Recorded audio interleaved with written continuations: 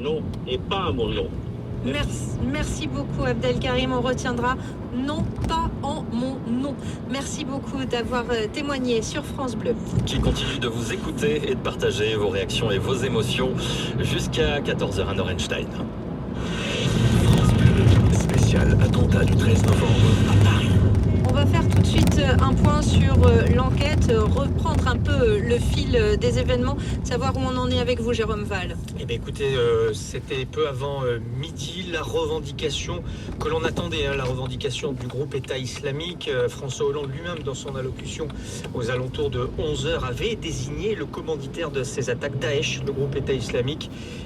Selon le chef de l'État, une opération terroriste qui a été planifiée de l'extérieur avec des complicités intérieures. C'est ce qu'il disait. Et juste après, dans la foulée quasiment, donc la publication d'un communiqué officiel du groupe État islamique en français qui détaille l'ensemble des opérations qui ont eu lieu hier soir dans la capitale et aux alentours du Stade de France en des termes qui ne sont sans équivoque. Le Stade de France parce qu'on visait la France et l'Allemagne, deux pays croisés. Le Bataclan parce que s'y déroulait une fête de perversité, en l'occurrence c'était un concert, je cite évidemment les termes du groupe État islamique qui a réitéré de nouvelles menaces sur la France tant que Paris poursuivrait ses frappes aériennes sur la Syrie. Puis beaucoup d'éléments aussi qui nous parviennent au fur et à mesure, au fil des minutes. Des menaces qui sont évidemment prises très très au sérieux. On apprend que les cinémas Gaumont, Pathé, UGC et MK2 annoncent qu'ils ferment leurs salles aujourd'hui à Paris pour évidemment des raisons de sécurité également. Également en province, puisqu'on a appris dans la matinée également, vous savez, c'est un week-end de Coupe d'Europe de rugby. Plusieurs matchs sont tout simplement reportés. Il n'y aura pas de match ce week-end, par exemple, à Mayol, à Toulon, qui devait accueillir Basse demain. Pas de match non plus du côté de Bordeaux, où l'UBB devait accueillir Clermont. Voilà, ce sont quelques exemples pris ça et là, mais beaucoup d'autres manifestations sont annulées. Je vous le disais, beaucoup d'éléments aussi sur l'enquête qui nous parviennent. L'arrestation d'un homme en Allemagne la semaine dernière dans une voiture bourrée où il entreposait des mitraillettes, des explosifs. Et il y aurait un lien, selon les autorités allemandes, entre l'arrestation de cet homme et les attentats d'hier soir. Ce passeport syrien qui a été retrouvé près d'un assaillant, visiblement au Stade de France, donc un des trois kamikazes qui s'est fait exploser en actionnant sa ceinture d'explosifs. Ce passeport est déjà une accréditation de la piste syrienne. Et puis également une information, mais qui là s'est donnée seulement par le journal Le Parisien, donc, dont je vous parlais tout à l'heure. Une voiture qui aurait forcé un péage dans le sud-ouest de Paris. 4 personnes à bord. C'était sur l'A10 à hauteur d'Ably. Je pense que je prononce bien la commune dans les les Yvelines en direction de Paris. Voilà les choses qui s'accélèrent un petit peu forcément le temps de l'enquête et le temps des premières investigations. Et puis on apprend également que Laurent Fabius, le ministre des Affaires étrangères, dit avoir donné des instructions pour renforcer la protection des ambassades et institutions françaises à l'étranger. Donc là aussi, une menace de Daesh très prise au sérieux, aussi bien sur le territoire français qu'à l'étranger. Donc ça, c'est le gouvernement, mais on se rend compte, Nicolas Ballu, qu'aujourd'hui, tous les partis politiques affichent quand même une très belle unité. Oui, la classe politique est pour le moment derrière François Hollande, à quelques exceptions près, à quelques bémols près, puisque par exemple Nicolas Sarkozy demande des inflexions majeures de la politique de sécurité. Cela dit, il soutient l'état d'urgence décrété par le chef de l'État. Alors l'unité, elle passe par autre chose, elle prendra la forme du deuil national. 3 jours de deuil national ont été décrétés et le deuil national, c'est quelque chose d'assez exceptionnel. Exceptionnel également, le chef de l'État va s'exprimer devant le Congrès lundi, c'est-à-dire devant tous les députés et les sénateurs, les représentants de la nation. Les représentants des partis, eux, seront reçus à l'Élysée demain, y compris le Front National. Et ça aussi, c'est une première. Et puis je vous parlais de deuil national. Dans le deuil national, il y a une minute de silence, on l'a appris il y a quelques minutes, une minute de silence qui sera observée lundi à midi, partout en France, où les drapeaux vont également être mis en berne. Voilà.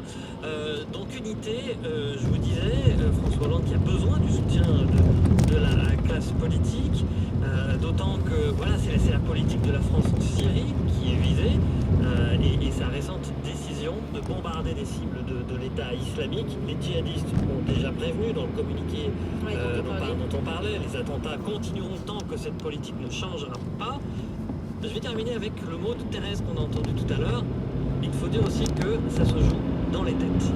Et oui, dans les têtes. Le terrorisme, ça vise à terroriser. Donc, évitons d'être terrorisés.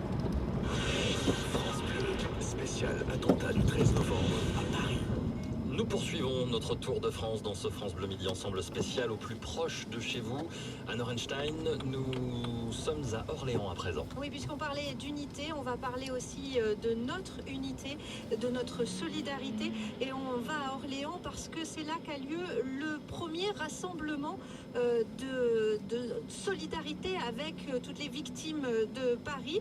On retrouve Paul Barcelone, l'envoyé spécial de France Bleu. Paul, vous êtes au cœur de la manifestation de la place du Martroi. Elle n'a pas encore débuté exactement cette manifestation, elle est prévue pour 14h. C'est une manifestation, un rassemblement tout à fait spontané.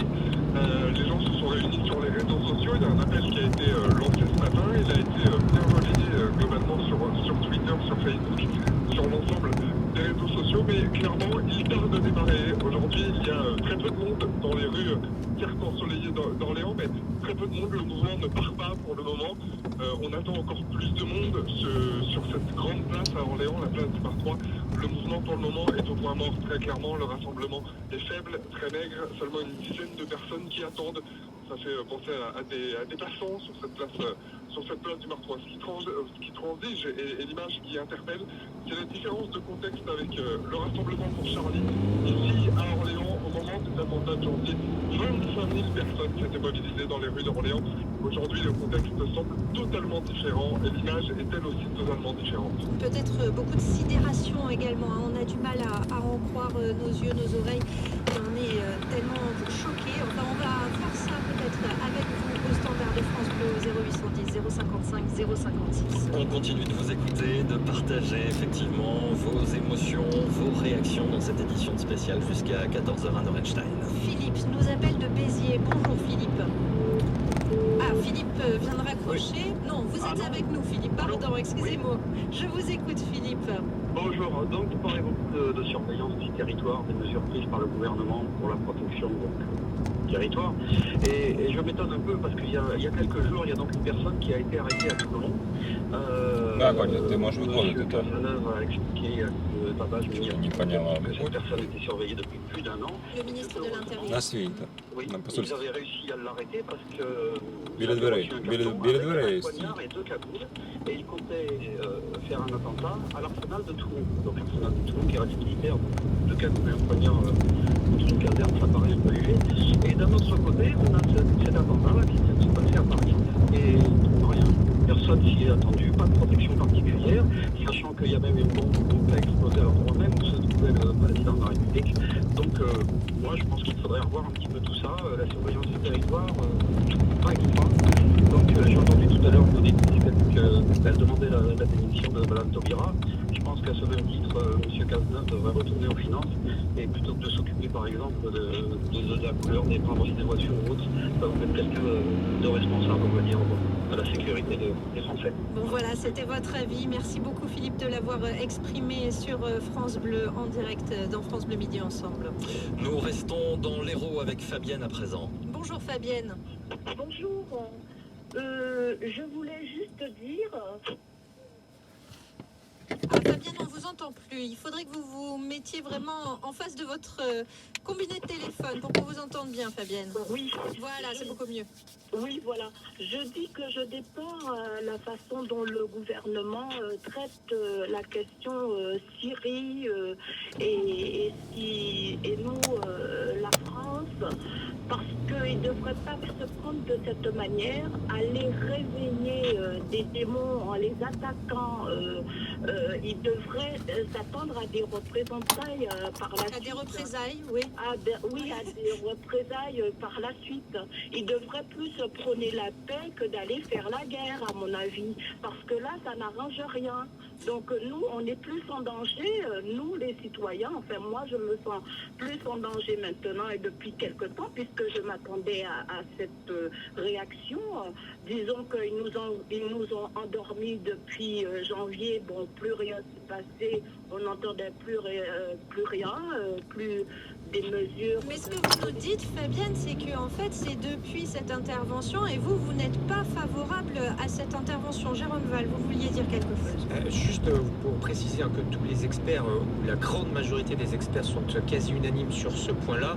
Si la France, ou tout autre pays d'ailleurs, n'était pas intervenu au Mali, par exemple, pour aller combattre Hakmi, Al-Qaïda au Maghreb islamique, ou en Syrie avec la coalition pour aller bombarder les positions de Daesh, la situation aurait sans doute été pire.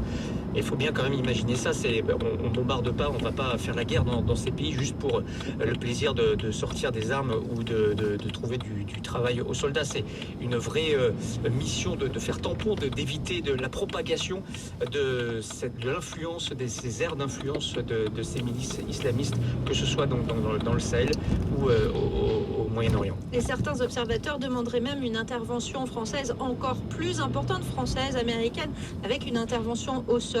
Il n'en est pas question aujourd'hui, mais c'est quelque chose qui revient assez régulièrement dans le débat politique. Et